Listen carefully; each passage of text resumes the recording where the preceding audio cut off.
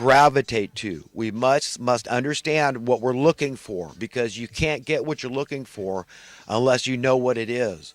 It's a world where we're free. So what is holding us in bondage? Okay, it is satanic. It is the power of the purse. It is the money. This is how they've got us all by the throat. This is how we're all living in fear. This is how we've become this acutely, undeniably fear-driven society. It's insecurity. We're scared. That's it. That's what motivates us to get to work every morning. Okay, if we don't pay our bills. We're homeless. We're going to die under a bridge. Or we got to become criminals so we can get 3 hots and a cot, right? Aren't that our only options? Or so mooch off a relative, or mooch off welfare, or a combination of any of those things. But we know one thing for sure: we lose our freedom, we lose our independence, our financial freedom. So if you're not financially free, you're not truly free, because freedom is an absolute quality. Okay, so in order to be absolutely free, we all must be financially free. Now, it can't be an every man for himself kind of thing, but that's what society is trying to train everybody to believe. That's social Darwinian economics. That's what they want. It's dog eat dog, last man standing, cutthroat. That's it. Survival of the most ruthless, the meanest out there, that don't care, that have most successfully abandoned conscience and morals and ethics, principles. Okay, that's who they're telling you it's going to go to. So you're late. If you haven't jumped on that bandwagon of evil yet, you're getting pretty late. I mean, for crying out loud, we all fall into sin and temptation. I mean, the Apostle Paul, that wrote 2/3 of the New Testament Bible, said that he called himself the chief sinner. I mean, I get that. That's what it makes you want to do. This is because we're interconnected. We're all getting our share of pain and misery, of PTSD and all these problems, okay? But we all don't know what it's like to be having given ourselves over to evil. Yes, we've all given ourselves over to temptation, but we haven't all given ourselves over to evil. But there are people that have, and they're at the top. They are the deliberate deceivers, and it's trickle-down deception. It's going through the colleges and universities, and this is how it permeates our society, because who do we look up to? Who do we trust? The professors, the teachers, right, in society. And we've got a mess on our hands, a big, fat, giant, stinking mess. And it doesn't help to bury our heads in the sands and prescribe to ignorance is bliss. Isn't that another thing that we're all being silently trained to believe? Oh, there's some silly idioms out there, and you can't believe all of them, which is true, But this is one that they try to push, because that's what people do, because they heard it somewhere. And then, so whenever you get into some kind of a thought-provoking conversation with somebody, and it starts trying their intellect, if you will, and their honesty too, really, at some point. But you see, we all are born masters of self-deceit. So people put up a wall, and that's that ignorance is bliss, that bury my head in the sand. It's their defense, is that if they don't get into this deep conversation, they can just say, well, I know what the world thinks of a guy like this, that he's different. He's that pipe dreamer. He's that crazy idealist. He's that radical. He's that one that lacks common sense, that is not practical, that's not pragmatic. I know it all. I'm a people, and I see it. I know how people think. I know how they're trained. What they think is smart is stupid, okay? Because if you don't have goodwill toward your fellow man, if you don't want the best for the least of men, you're evil, okay? That's simple as that. This is what Jesus said. He said, whatsoever we do or fail to do for the least of these, we do or fail to do for God. And that's what it comes down to. We're failing. Okay, if we don't give a crap, if we don't love. Well, I harped on that quite a bit, so I'm going to break right into what I think is some of the current events worth mentioning. I'm not going to get to everything. There's too many little things that, I go to InfoWars. If you want to get all the, miscellaneous tidbit news, you can go there. But I know that Trump got his hand pushed away a couple of times by Melania, which I thought was kind of funny. Don't ask me why, I just do. Trump bowed down to the king. Well, he might have just bent over because he's so tall that, the king, the way he held it, the whole dynamic was perverted. And, I'm not going to comment on it too much. At this point, I just think we're living in biblical times. We're down to the wire, the end of the age, and the start of the new age is about to be here. Trump's part of that. America's part of that. Saudi Arabia, Iran, Russia, China, all these countries are mentioned in the Bible, okay? The whole Middle East, okay, it's very intense now. We're right down to the wire. So things are going to get weird. I believe Trump's for real. I believe that, he's a believer. That he loves Jesus, okay? I believe that. He's pretty much said it, I think. He believes in the Bible. He reads the New Testament. It's radical stuff, man. And, and so I respect anybody that says they believe that. It's not up to me to judge anybody, but I'm still giving him the benefit of the doubt. All these cuts, they say he's cutting programs for the poor.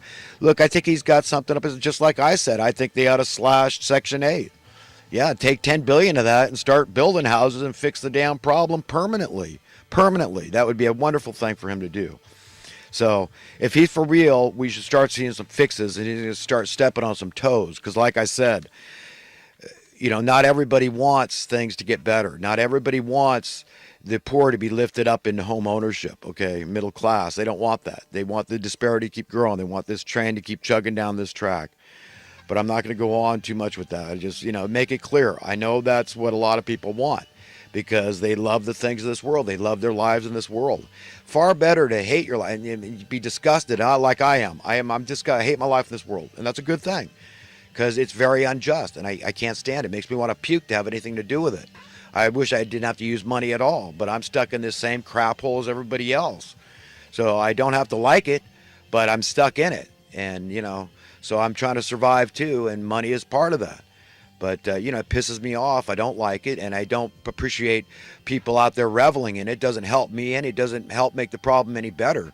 If you just say, hey, I got to get mine. Screw everybody else. Abandon conscience, abandon ethics, abandon moral. That's intelligent. That's what I've been trained in college and universities. And this is what's, your conscience and your goodwill isn't going to pay my bills. Okay. Right. That's right. So that's pragmatic. That's practical. That's common sense. I get it. Okay. All right. But listen,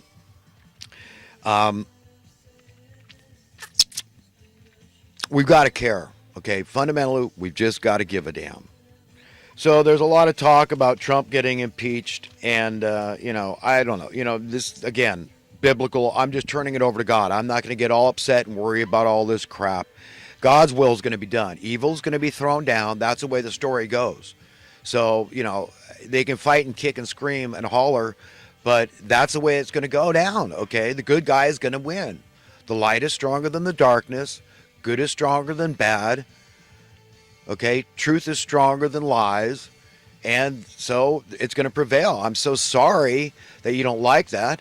But, you're not going to be welcome in a world where, if you don't want to be in. If you don't want to be in a world where there's no money, if you can't comprehend, the value in that, to understand that this is a dispensable commodity. We don't need it. It's just an idea.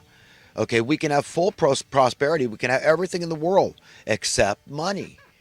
Okay, and we can have an abundance of everything that we want and need. We're God's children, for crying out. Everything came from God. Every single idea, that imagination that we've ever had that came to fruition is because God gave us the wherewithal. None of us own ourselves. We've got to get over ourselves. We don't own ourselves unless you created yourself. And you didn't. You could say, well, it was my decisions, my life decisions that got me where I am.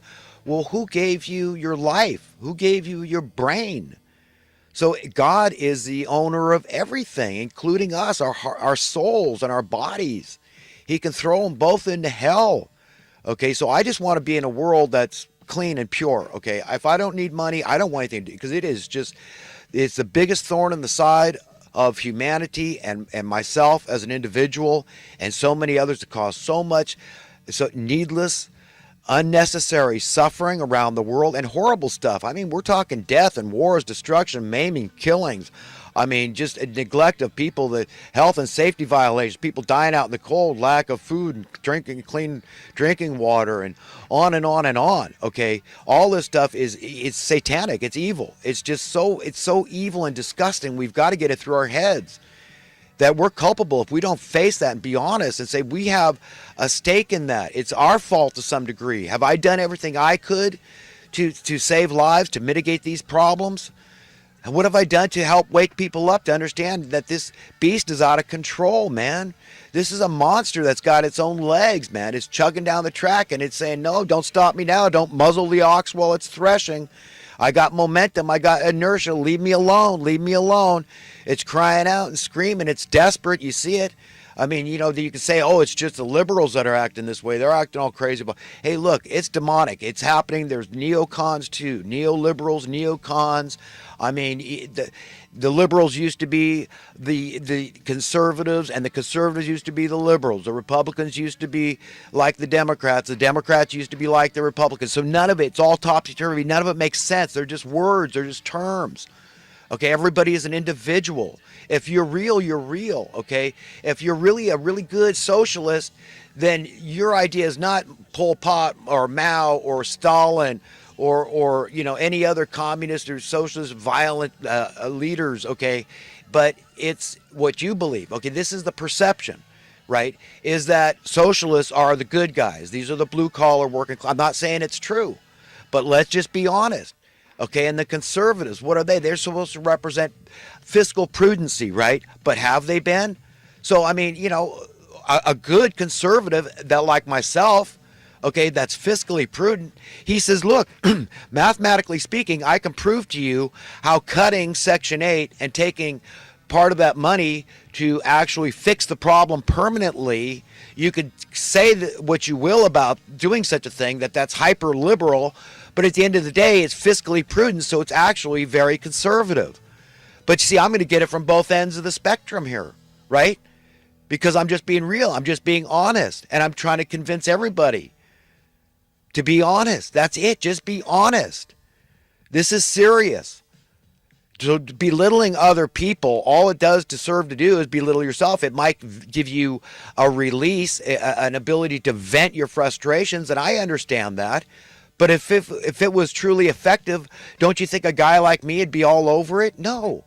I just want things to get better. I want to be effective. I want to reach everybody. I want to reach out to everybody. Okay, I don't want to leave anybody out of the loop. Okay, I'm talking to humanity as a whole.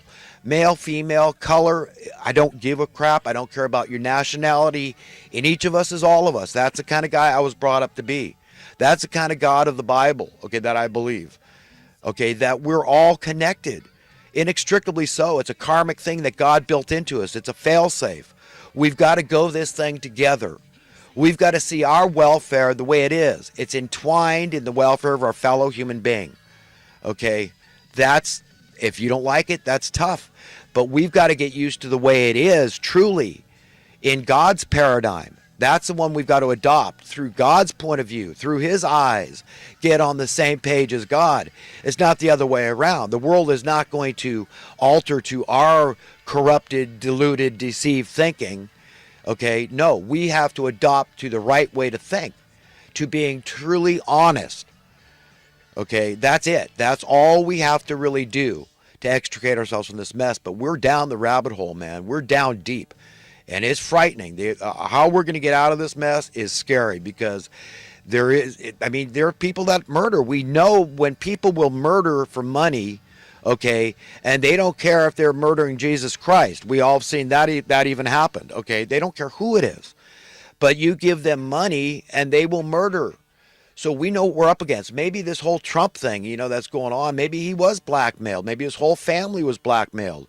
Maybe the FBI warned him, or the CIA, or one of these other, what do they say, 17 security agencies out there, and said, look, we got the blueprints. We all know about the stolen blueprints of Trump Towers from the Secret Service agent's car, right?